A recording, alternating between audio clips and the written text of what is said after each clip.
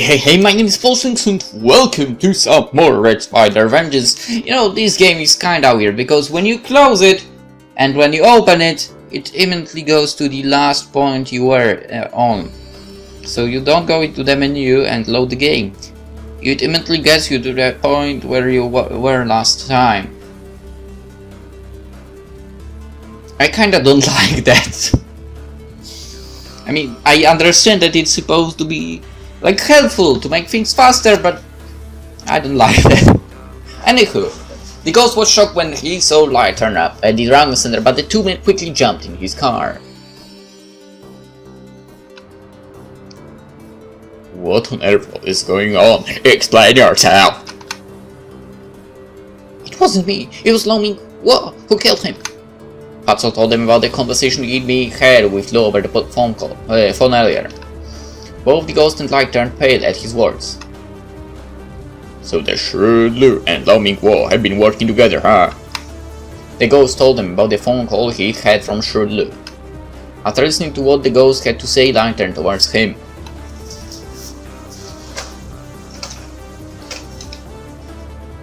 Ooh.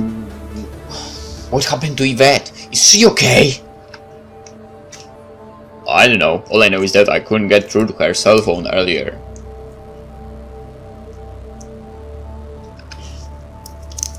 I suppose we should prepare for the worst. You don't know that. Maybe you should prepare for the best.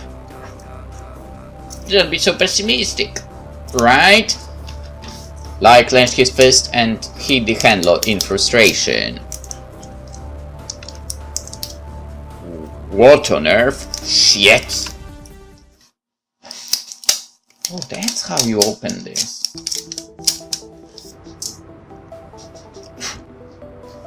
A nearby car was trying to pass through a police checkpoint. Driving the car was Doghead, and in the back seat, sat two girls. One with long blonde hair and another with red hair cut short in a bob. Why do I feel like one of the girls is not a girl? Both were heavy over-the-top makeup. Checking the number plate and the passengers, the officer gave the car the go-ahead sign. As short as past the checkpoint, Doghead broke the silence. Looks like we fooled them. That hairstyle really suits you. Yeah, you make a pretty good-looking girl. Doghead nodded in agreement. You think so? Sean peered earnestly into his handheld mirror. Luke would be shocked if he saw it. By the way, Doghead, you don't know a good place to hide, do you? Doghead furrowed his brows.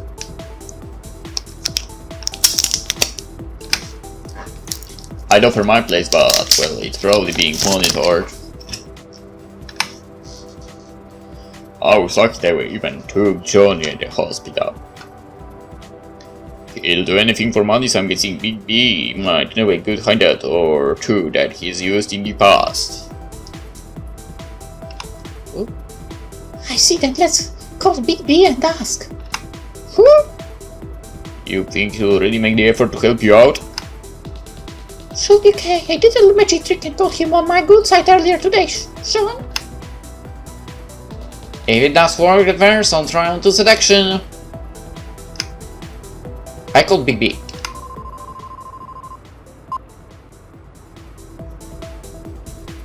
Are you okay? Then you're saying you've been kidnapped by the aged brothers. Oh, that guy, okay. Aged brothers? They didn't kidnap you? They're saying that the ghost teamed up with the aged brothers in the shooting. And they've got an arrest warrant on the ghost for murder. Murder? It took me a while to figure out what Big B meant. Wait, you mean my husband, Francis, is dead? Everyone in the car went quiet at my words. The story news is that the ghost turned up at the hospital and murdered him. Apparently there was security camera footage. I tried to get my head around the situation. The ghost must have been framed by Shrewd too. Knock off Francis and I, and then set up the ghost and the aged brothers as the culprits. That had to be Shrewd's plan. They still wasn't sure why the police had turned up at both things' place. I wondered if Shirley was being manipulated by someone else. For the time being, I kept that idea to myself. That's false information from Shirley. We almost got set up by Shirley, so we're running from the police right now. So that's what was happening. Big B seemed to have put 2 and 2 together. But Shirley and Bosting were both killed, weren't they? That's a long story, I'll explain eventually, but first we need somewhere to hide for a bit. You don't know a good hideout, do you? Okay, I want to know what's going on, and anyway, I owe you one.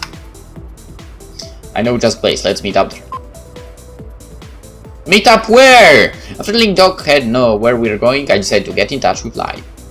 It was too risky to call the ghost phone while he was on the run from the police.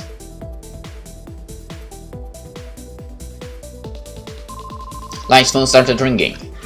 Checking to see who was calling, Lai hit the brakes and stopped the car abruptly. Hey, strangers! What made you stop so suddenly? I've got a call from Yvet. From Yvet? You don't think it's a trap? I don't know, it could be, but I'll at least take the call.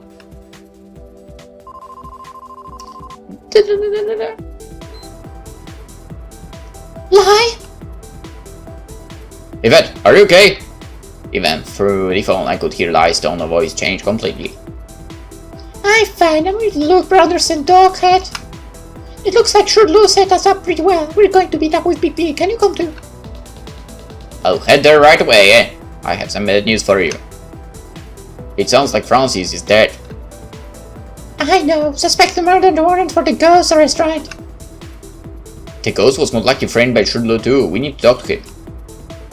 I'm with the ghost now, don't worry. Let's meet up, share information, and plan our next move.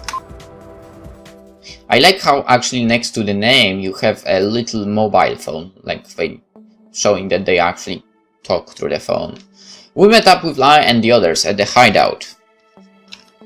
Lai eyed the wig I was wearing with nostalgic look in his eyes. I haven't seen you wearing that in a while.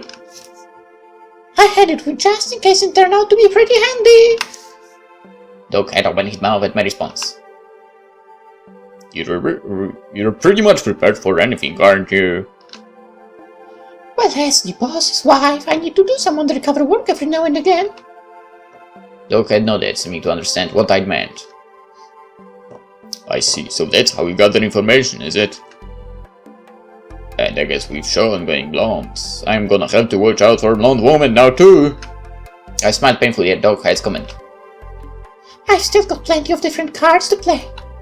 Trying to figure me out with just patterns will backfire you, I promise. Doghead grunted. That for sure, always keep me in mind that you're impossible to predict. It wasn't just the ghost and Lai who joined us at the hideout. Everyone was surprised to see Faso with them, but he was quickly introduced and we decided to get to know each other over a shared dinner. The ghost was overseeing the guys as they worked in the kitchen.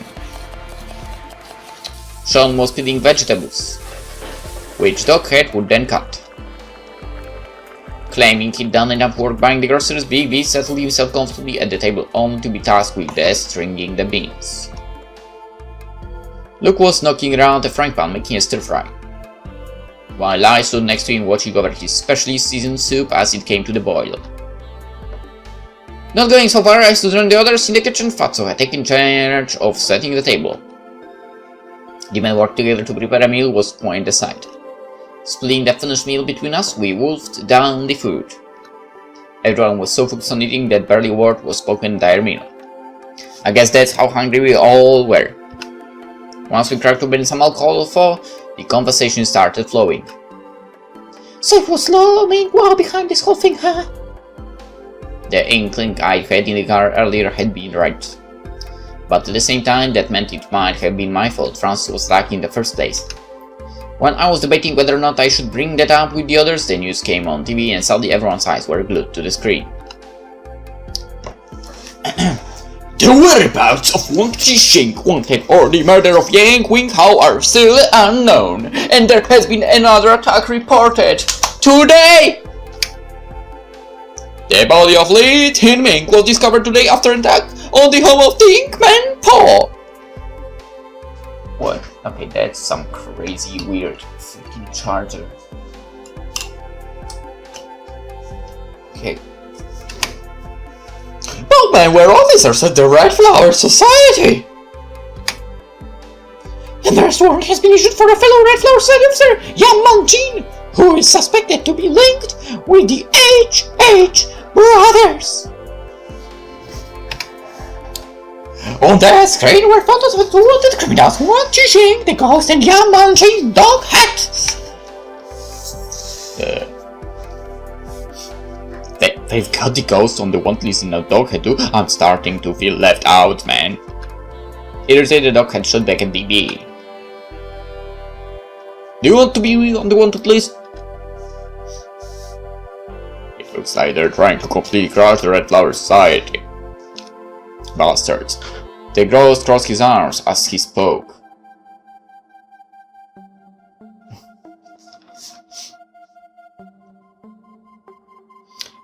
And the H.H. brothers.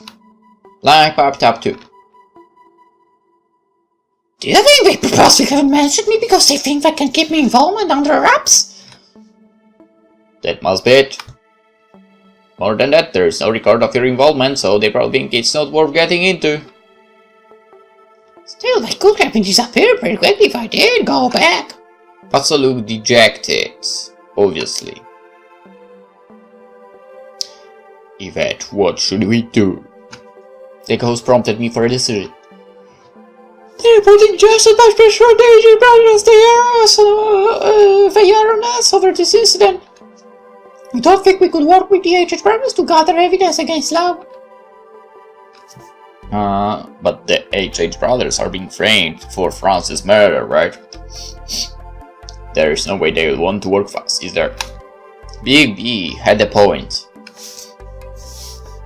Dog had pondered this, we should make a suggestion. I'll try contacting Jean Clay. With that, Doghead stood up, pulled out his cell phone and made a call from the corner of the room.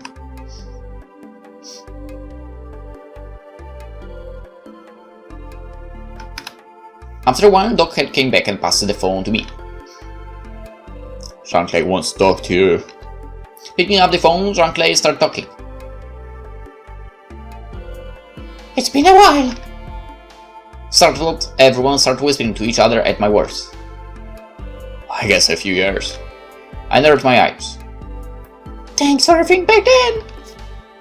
That's right, Jean Clay used to be a customer of mine. Let's not go into the details. But it wasn't anything to do with my work as an assassin. Okay, let's not go into the details then! I had a side job as a hostess at a bar while I was working for Lau Qingming, and he was one of my regulars there. I love to catch up, but let's talk business. Lau Ming asked if we could make a deal with the H.H. brothers. A deal?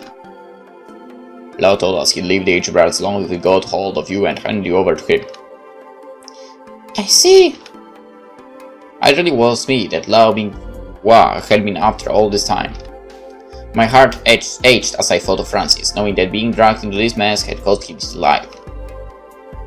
The reason Lau is so determined to get his hands on you is because you killed his younger brother, Lau Qingming, right? I was surprised that Lang Lei knew about the incident. How do you know? I've known your real identity all along.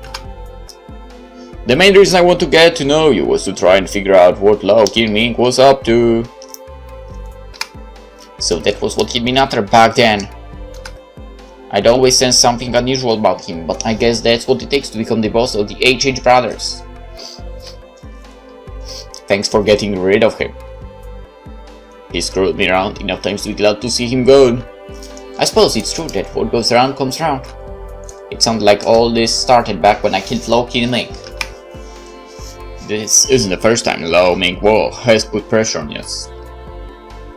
We've been considering how we could team up if you let to stand against him.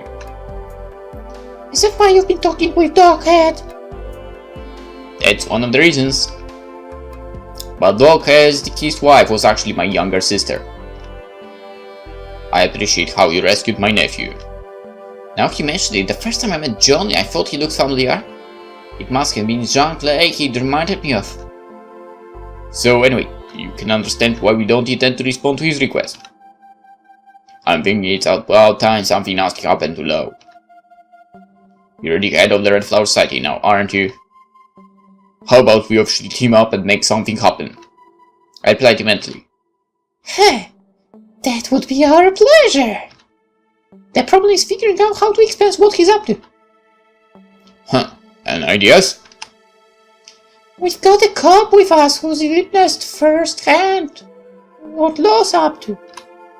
But unfortunately there is no recording or photographic evidence, so we don't have a strong enough case with his witness alone.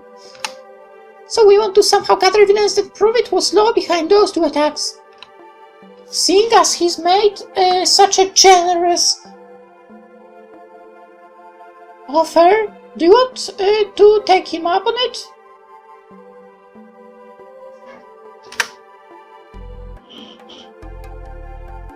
What do you mean?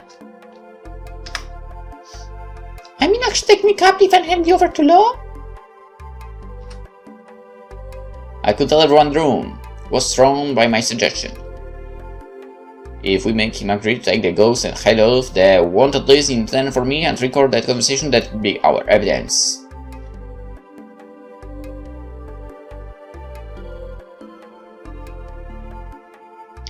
I see, set it up so can record him acknowledging his own crime. But I also want to hear Lo confess to killing my husband! So, if you can get verbal evidence of that during the trade-off, I want you to actually hand me over to him.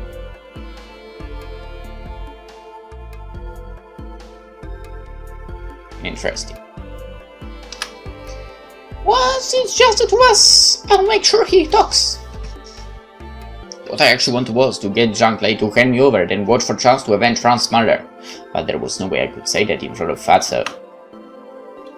You're playing yourself as the trump card. Shall we drink some licorice root poison? It sounded like Jean Clay knew what was really motivating me. But what are you planning on doing about the Red Flower Society if you don't take it back?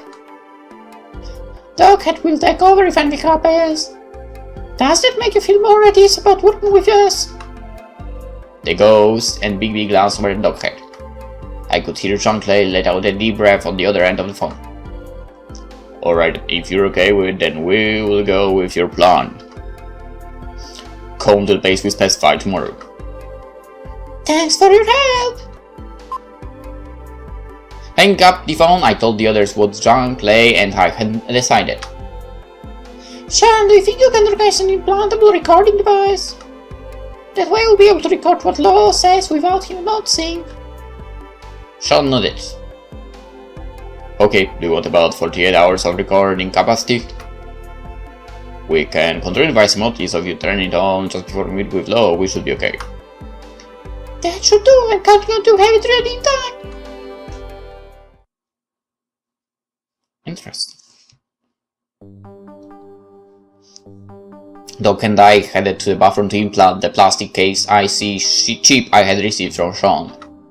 I asked the others for some help making and sewing an incision under my left breast for the IC chip, but Doghead was the only one who volunteered. Are you sure this is the best place for it? If you make the incision here, I will leave a bad scar. It will leave a bad scar. A few extra scars to add to my collection is no big deal. It's all fatty tissues here. So it's a safe place to put it and there is less risk of the chip malfunctioning. At my reply, Doc had gazed my neck and upper half.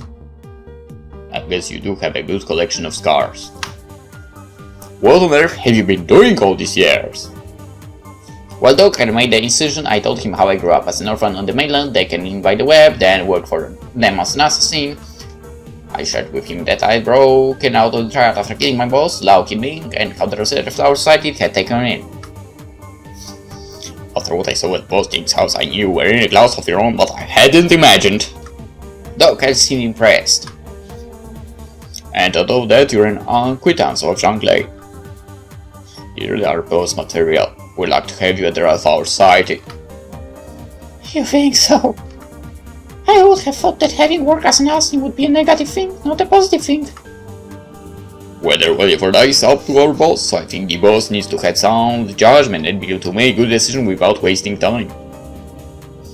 Just the fact that you survived in such a harsh environment means you must have pretty good judgment, if you ask me. And you know that trading in people's lives is a serious thing. If you can show people you know that your crew aren't gonna want to put their lives on the line for you. Thanks for the encouragement, but for the pay, my husband's killer, I plan on having you take the headship of the site and going into hiding. Why? I'm supposed to still be on the run from the whip. If they take an official position as the head of society, they'll be on to me in no time. Taking up position as boss is time, just a temporary thing, until I've taken revenge on the Princess Killer. I see. Doc had thought to himself.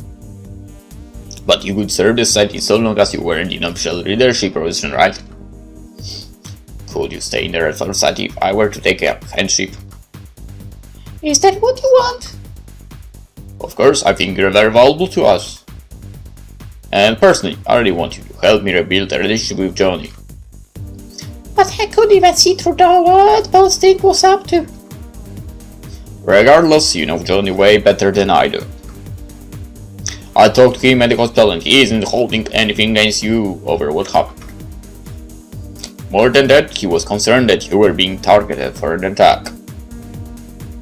So he wasn't bothered by me leaving him at the hospital by himself either.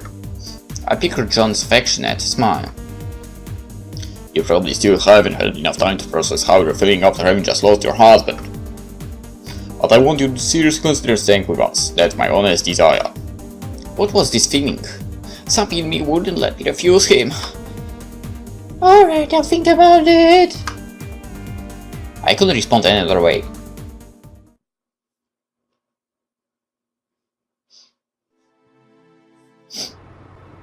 A night passed and I headed to Jean Clay's place in Luke's car. Sean sat in the passenger seat with Doc beside him. The atmosphere in the car was sober and no one spoke a word. Doc had piped up in an attempt to lighten the mood. So anyway, how on earth do you and Jean Clay know each other in the first place? Jean Clay was a client of mine back when I was working the hostess at the bar. Doc was surprised. You used to work as a hostess? So that's why the email you sent was so... Luke muttered to himself. Doc had burst out laughing. Was that you sent that weird email with the virus in the attachment? I thought I was just being pranked by someone. So Doc had noticed that the attachment contained a Trojan virus. I'd expected he'd be suspicious if he found out it had been me behind the virus, but he seemed perfectly happy.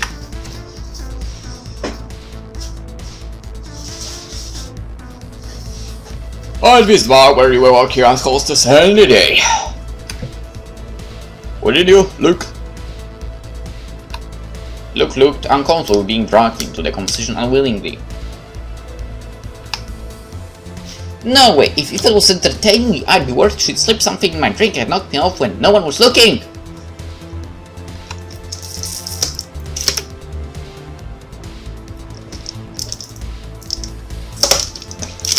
You're not going to get knocked off in a public place like that. Unlike Luke, who was still uncomfortable even the thought of it, Doc didn't seem phased at all. A bit of fear just makes it all the more exciting.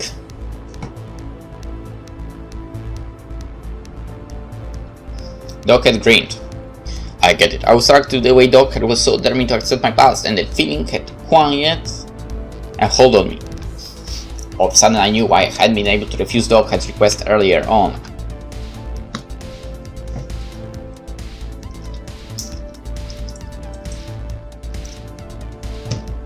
We arrived at the abandoned building Jean Clay had specified. I told Lo to meet us here. One last time, you sure you're okay with being handed over? Yes. I nodded. Okay, I'll make sure I let him know he has to drop the RRS warrants too. Thanks! From a little way away, Sean turned on the recording device. Jean-Claude's phone rang. What happened? It will still be one until you hand over. I want to change location. Bring the woman to the wharf nearby. And sorry. Now hang up the phone while waiting for an answer. Jean-Claude started to look nervous. What is it? Lo said he wants to change the meeting place to the nearby wharf.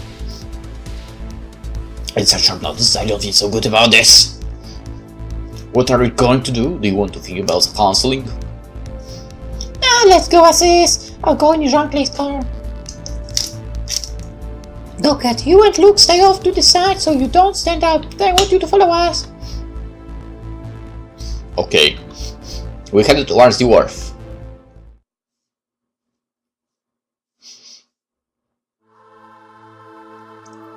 Arriving at the wharf, we got out of the car and saw him standing beside a small boat.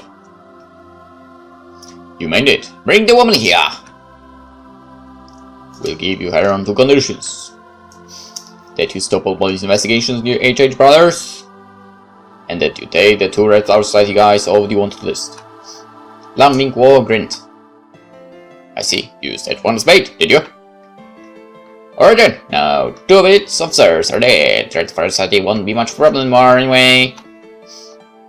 I towards Jean-Claude, took my arm and walked me over to Lo. Quickly checking I had nothing with me, Lau put me in the boat.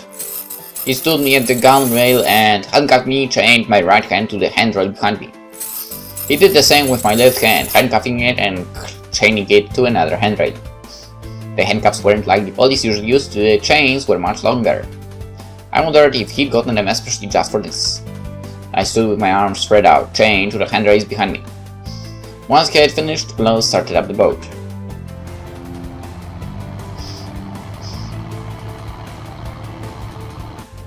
After taking the boat a fair way out to sea, Lo stopped the engine. Just Yvet, you look like a pretty stubborn one. Lo stared at me from a slight distance. I scolded him without word. You know what you did to get yourself here, don't you? I've been looking for you ever since you killed my brother, 7 years straight. But I must admit, I didn't expect you to end up somewhere like that, married to the boss even. After all these years, I'm finally going to have my way with you today. You've lived up to your name, Wolf Spider. After all these years, I'm finally going to have my way with you today. I ignored his threat and challenged him coldly. Did you kill my husband, Yang Wing Hao? Yeah, I did, only because Shirlu failed to do so. He's very good at following things through to the end, since that lost him his life this time. Lo pulled out the gun and aimed it straight at me. You were an orphan, weren't you? How do you feel now, having lost the only family you ever had? I said nothing, silently biting my lip. Nothing to say, or was Francie just a convenient shield that meant nothing to you? If that was the case, I wouldn't be in this much pain. If we were just conveniently using each other like he said. But Francie had been my soulmate and our relationship was closer than that of a mere blood ties. But saying that would only make Lo happier. You might hate me for taking Lo King Ming's life, but his death was his own doing. Don't you know what he was doing? It does matter what he was doing, it was no reason for him to die. And even less reason for him to be murdered by thieves like you. Even savages from the Mainland know not to kill their own boss. Don't worry, Fo, I'll show you where you really stand. Lo went below deck and came out again with someone in tow. It was Rose he dragged out. Lily! Rose's face was white with fear as Lo pressed his gun against her head. Lo moved behind her and wrapped her arm around her neck, then holding her tight he put his gun in her hands. You're not even worth touching. Looking at me, Lo whispered in Rose's ear. You hate her, right? If you kill her, I'll forget about you. Rose hated me. Lo's statement took me by surprise. Rose was shaking.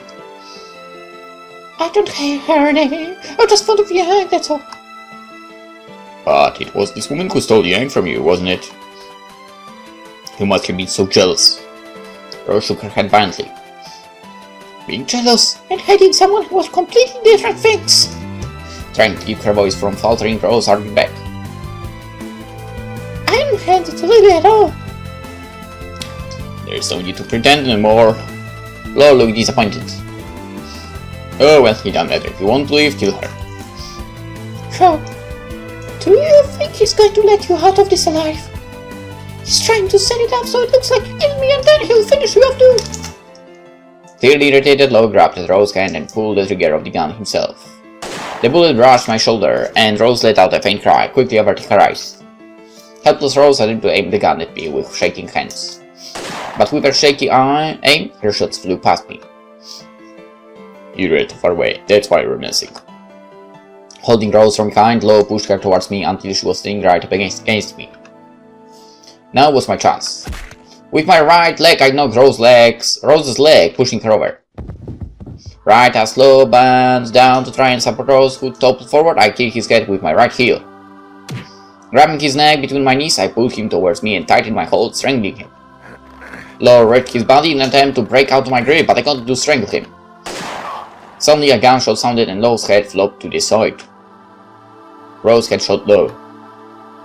Rose, give me the gun! Loosening my legs from around Law's neck, I called out Rose. Shot in the back, Law lay face down on the floor, completely still. Checking he was moving, I took the gun from Rose and shot through the chain attached to my left handcuff. Then turning around, I shot the right one off as well.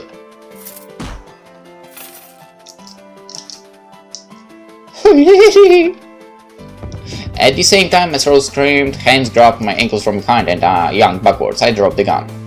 Law had come to and grabbed my ankles from behind, still lying on the floor. Ramming his chest with my elbow as he attempted to smooth me, all of a sudden I understood why the gunshot hadn't finished him off. He was wearing a bulletproof vest. Eluding his grip, I stood up again, only to see that he had taken hold of Rose again and his gun pressed against her. If you want me to spare this woman, go and stand at the stern. I slowly moved to the stern of the boat. It has to be done. I'll kill with my own two hands. Law pointed his gun at me. At the next moment, the boat shook violently. Law's bullet hit the right side of my chest and I fell backwards in the water.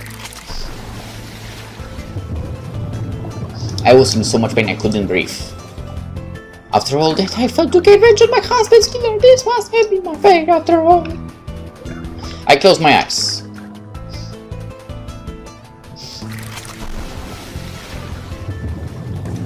I could hear the sound of someone dive in the water above me.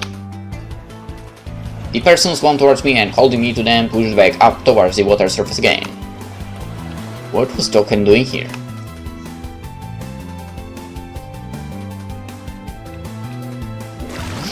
Reaching the surface, we gasped for breath as our hands came out of the water. How did you? I asked in a faint voice. Sean programmed GPS to that icy ship. Sean pulled us up and into the boat. Yvet, I'm so glad we made it in time. Jean-Claude was at the wheel of the boat. The sun knocked to the boat had me Jean-Claude ramming his boat into ours. Rose. Luke replied. I took Law out. The person you had with is safe. Sorry, I know you'd have tried to finish Law off yourself. Oh, that's fine. I thanked Luke for saving Rose. You were really just in the nick of time. Positioning his boat alongside Law's, Jean-Claude appeared from behind the wheel. Leaping over into Law's boat, Luke brought Rose over to our boat. Red-faced Rose thanked Luke as he carried her over, looking quite satisfied with himself.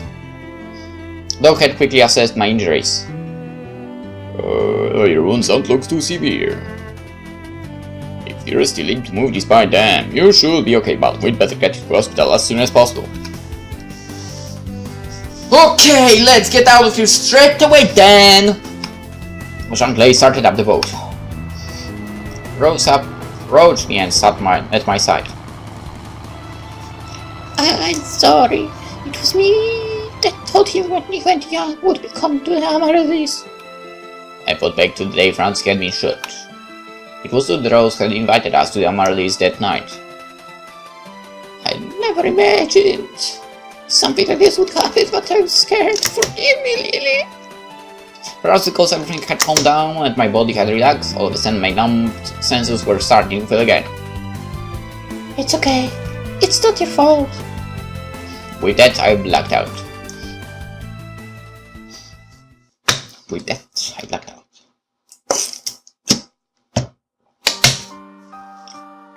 It turned out I had blood poisoning from falling in the ocean after being shot, and I spent a few days drifting in and out of consciousness. But it seemed the god of death had given up on trying to take me, and I ended up surviving this whole ordeal too. Perhaps Francis hadn't allowed me to die. Francis' funeral was over by the time I regained consciousness. Knowing I hadn't been able to say a final goodbye, Francis left a deep wound in my heart. Luke and Sean continued to serve as my bodyguards and took turns watching over me at the hospital. While Sean was typing away on his laptop next to my hospital bed, the door suddenly opened and Doghead came in. Arrest warrants against all Dark Flower Society members have been dropped. And they stopped investigating Lost Killer too.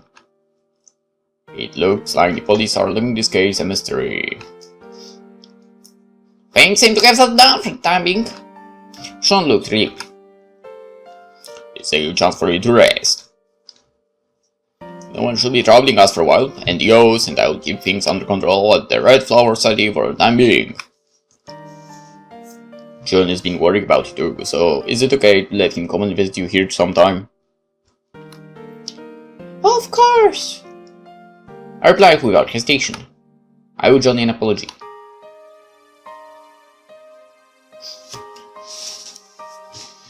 A few days later. Lily, how are you feeling? The door opened and Johnny walked in. John looked like he'd recovered even better than we'd expected. I'm a lot better now, thanks to Doghead turning up and saving my life. Oh, good. I'm glad he was somewhat useful. Johnny sounded relieved. I'll be back in a little bit. Noticing we needed some time to talk alone, Sean left the room. I sat myself up and turned towards Johnny. John, I owe you an apology. I'm really sorry for not realizing what was going on with posting. John looked surprised all of a sudden. Huh? You don't need to apologize.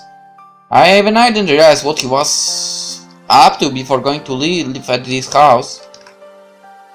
Even after that I moved in, he still seemed completely normally for a while. But more than that, I want to know how you and Dad managed to get to me so fast, so I asked him about it. He said that I'd sent you a message asking for help from Posting's phone. What was that about? I caught my face in spite of myself.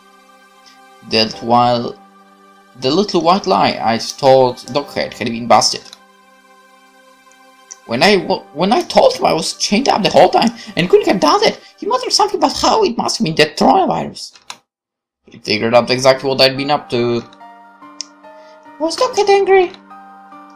No, he just laughed it off. I don't think he's mad at you at all. Actually, he seems to be pretty fond of you lately. He keeps trying to get information out of me about you. You don't think he's suspicious of me or something? No, that's not it. He's in love! Surprised I caught my breath at John's words and started coughing. I could feel that coughing irritating my chest wound. No, it must just be your imagination. I don't mind if he's for. If it's you he's in love with. You're just reading into too much. I guess you wouldn't go for a widower with a kid after all then. I decided I need to burst Johnny's bubble before things get out of hand. Johnny, let me remind you that I lost my husband only a few months ago. Doghead might be looking out for me, but I can't imagine he'd have those kind of feelings for me. And I don't have the time for that kind of thing right now anyway. A look of embarrassment overtook Johnny's face. Sorry, you're right. I guess your husband did pass away just recently. I guess it's not really for me to say, but while that might be a little bit impulsive, at times he's at least genuine and wouldn't be a bad choice. And you know me well, so if I was ever to come out to that, I feel like having you around make things a lot easier. Well, anyway, no pressure, but keep that back of your mind, this possibility for the future. Of course, how you feel is the most important thing for him. Johnny had always been affectionate, but I wondered if his over-enthusiasm now was a reaction to the stress he'd experienced at both things' place. I wanted to do whatever I could to help Johnny accept and overcome the abuse he recently experienced. It felt like a role I was supposed to fulfill now. I had been given a second chance life.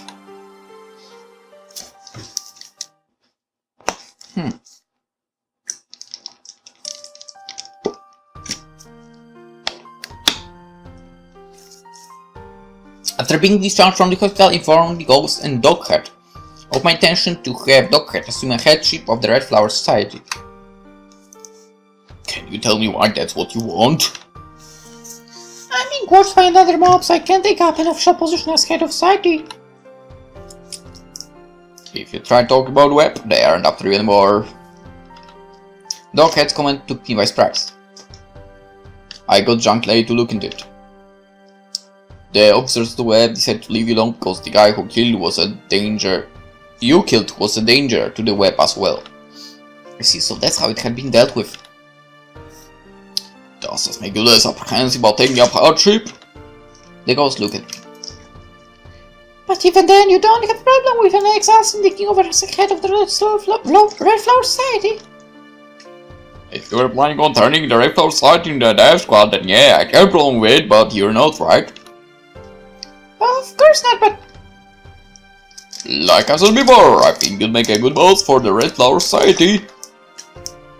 Neither the Ghost or I have...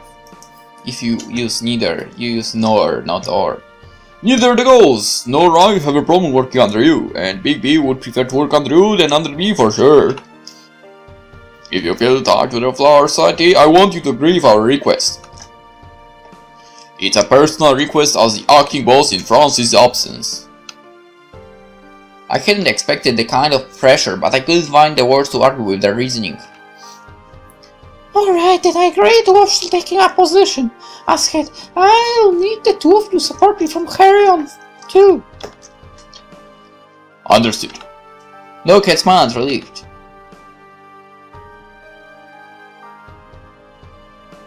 A few months later, I was taking a walk with Doghead and Johnny along the wharf. It felt like the fight with Law had happened years ago. John whispered something to Doghead and then ran off ahead of us into the distance. Don't wander too far away! John yelled back at Doghead's caution. I'm not a kid anymore, so don't worry about me! Doghead smiled painfully. It's really doing better lately. John had said that he'd been getting nightmares every now and again. Yeah, and apparently he hasn't got any nightmares recently either, thanks to your help. Doghead nodded. I'll say it again, but I'm really grateful that you put an end to the boss thing instead of me. Doghead continued. If I'd killed him, like I'd wanted to, all I would have achieved would have been to vent my own anger in complete ignorance of Johnny's feelings. Back then I didn't see Johnny as an autonomous individual. I still thought of him as just a kid. I thought that the reason he reacted so badly to everything I said was just because he wanted to rebel against me for the sake of it. I'd used laziness as an excuse to avoid having to think about what exactly it was that might be bothering him so much. Doghead stopped walking. There is something that's been on my mind for the last few months.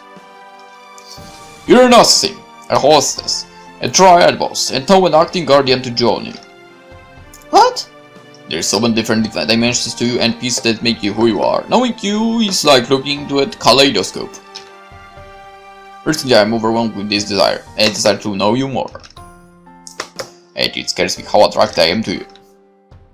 The other day I ended up telling Johnny about it after I'd had a few drinks. And do you know what he said? What's wrong with being attracted to Yvet? You're attracted to what attracts you! He said that what I was afraid of wasn't the attraction to you itself, but that I was afraid of accepting the fact that I was attracted to you. And after he said that, he came out. He said he'd finally come to terms with the fact that he was attracted to men! and said I should hurry up and come to terms with it too, so it would stop bothering me so much. I thought he would always be a kid, but at some point it's like he got more grown up than me. He said that you'd known about how he was only attracted to guys from a while back. Whether he liked girls or guys doesn't change how much I care about him. But the fact that he was able to come to terms with his attraction to guys and accept himself as he is was thanks to you. So I'm sad to come to terms with my feelings too. I accept it. I'm just another guy, but I'm another guy that's fallen for you. I'm not saying that means I want to go and jump into something straight away. But I want you to know that I side of me too. Not just as one of your crew, and not just as Johnny's dad, but as a guy that's fallen for you. Doghead's frank confession was so typical of him that it made me smile. It occurred to me that it had probably been this overwhelming attraction that had saved me when I had been on the brink of death. I understand how you feel, but there's so many things in my own life that I haven't come up to terms with yet. I want to deal with those things first. Do you mind working with me while I process them? My cautiousness didn't bother him the slightest, as usual. I know about that. When I lost my wife, it took me a long time to process things. Let's take things slowly. Ahead of us, Johnny was looking back at us, talking with a concerned expression on his face. Noticing his worried expression, Doc had raised one arm and gave Johnny the thumbs up. Johnny grinned from ear to ear. I sensed that these two get up and go would gradually free from any lingering yearning to be with my husband. Doc had put his hand on my hip and we walked together towards Johnny.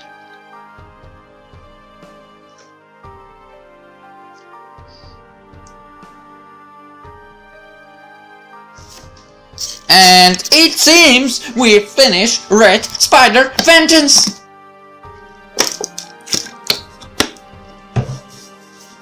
I've had this installed for forever.